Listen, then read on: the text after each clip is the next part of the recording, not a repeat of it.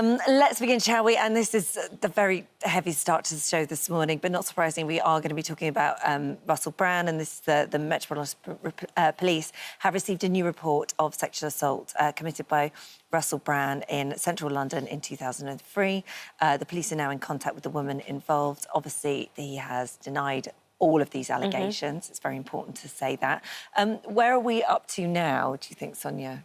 So we've had the report from over the weekend, which are of multiple and serious allegations of rape and sexual assault. As you say, Russell Brand denies them as a result of investigative reporting by the Sunday Times in conjunction with Channel 4 dispatches. I happen to know that the journalists who've been working on this have been working on this story for 4 years because these sorts of allegations are so serious that journalists have to have a lot of proof, like circumstantial evidence around them, and they have to back them up before they go ahead and print these allegations because they're very serious. Quite rightly so, because, you know, it can't be a free-for-all where somebody can go in print and accuse somebody of very serious.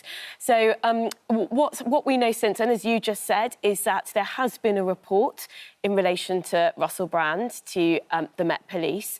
And you quite often see that with stories like this, which is that it can be very difficult for women to come forward and make allegations of this sort of behaviour when they are against somebody incredibly powerful, who's sort of been cherished and loved by the media, who, you know, may have been protected by those around him. So it's very difficult to come forward and kind of say what happened to you, whether it's to the police or whether it is to journalists.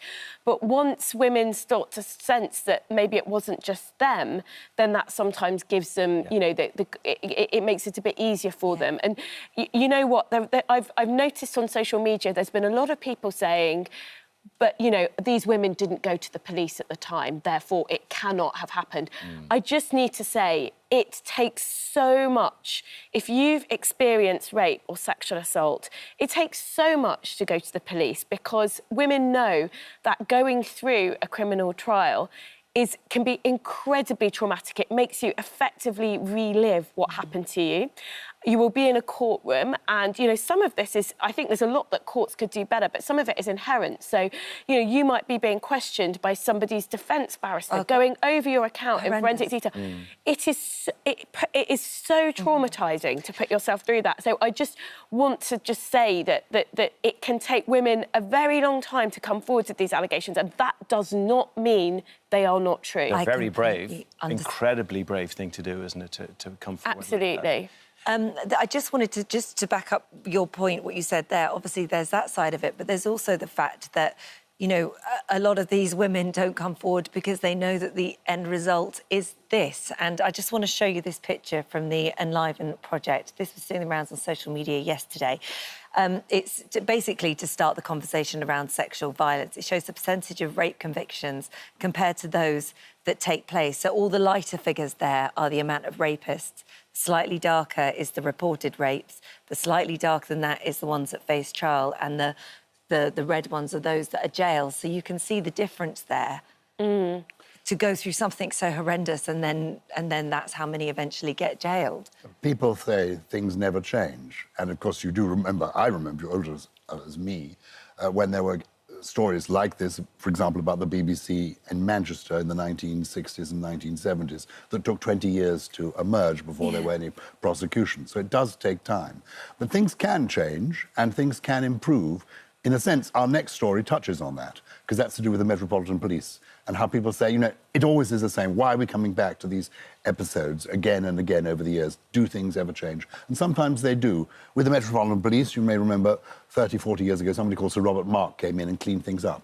And now in the Metropolitan Police, where there are new stories about police officers being investigated, some of them for cases indeed relating to rape and sexual abuse of people by police officers, the police are actually trying to grip this. So while this is disturbing, the Russell Brand story, again, are we here? Are we back here again? Does this go on forever?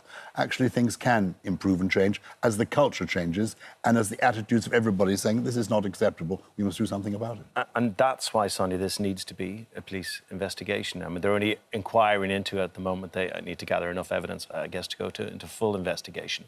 But for everybody involved, it needs to be a full police investigation, isn't it? Yeah, I think so. And clearly somebody has come forward and reported to the police. And I do think it is up to the women involved whether they want to put themselves through police investigation, you know, potential criminal trial, etc. But someone has clearly decided that they want to. And you know, we have to be careful as the media how we talk about it as it goes through different stages in the criminal justice system, because the important thing is that once somebody is charged, you know, in order to get a fair trial, you have to be very careful what you say about it in the media. Yeah. Go on. Yeah, I'm just looking at, moving on to this NHS strike, because I know a lot of people are waking up really concerned about this today. Consultants and junior doctors in England are staging their first joint strike in the history of the NHS. And we were talking earlier, weren't we, Holly? We were just wondering, what does that look like if you're going into hospital this week over the next few days? What will that scenario look like, do you think, to people? Oh, grim. Yeah. Grim, grim, grim. The National Health Service was founded as a service in a very different world where there were very fewer people. Less could be achieved by doctors than can be achieved now. But this coordinated strike does, to a lot of people who are very sympathetic, totally to the nurses and certainly to the junior doctors, but less so as the thing has gone on, this coordinated action, feeling, well, actually, everybody is suffering, some more than others. This is too much. I think that's my sense of it. I don't know if I'm right. Well, I agree with you. I think, you know, it's the first joint strike between consultants and junior doctors where they're striking on the same day. It's a paring back of what's on offer back to kind of emergency services, so the sorts of services that would be available over Christmas, for example. So basically everything that isn't emergency medicine, essentially, a huge chunk of that is getting cancelled. So if you've been waiting for your operation for months and months, you know, to be told your operation is cancelled, yes, I understand that, you know, doctors, like nurses and like other public sector workers, they want more than the government is offering them in terms of pay rise. But it just feels like both sides are being too hardline. Actually, the BMA have made some claims about the real terms pay cut that junior doctors have received that are contested, you know, because there are different measures of inflation, and they've used a measure of inflation. I mean, obviously they're going to do this, but that gives them a bigger figure for the cut. And actually there's another figure that reduces the no one's questioning the fact that junior doctor real term pay at the starting level has gone down over time. But, you know, I just think, actually, neither the doctors nor government is behaving right here. We need a settlement. They need to meet somewhere in between for the sake of patients, for the sake of the NHS. So the suffering. I know somebody whose partner was meant to be having an operation and it got cancelled during one of the last strikes, and then literally last week had a stroke, is now in hospital in a very, very bad way. Now, and I think a lot of people say, well, they sympathise with it. The problem is when you're watching a loved one go through something like that potentially could have been avoided had that surgery had happened when it was scheduled to do the first time, they might be in a very different situation now. Very hard. Yeah, it is very hard.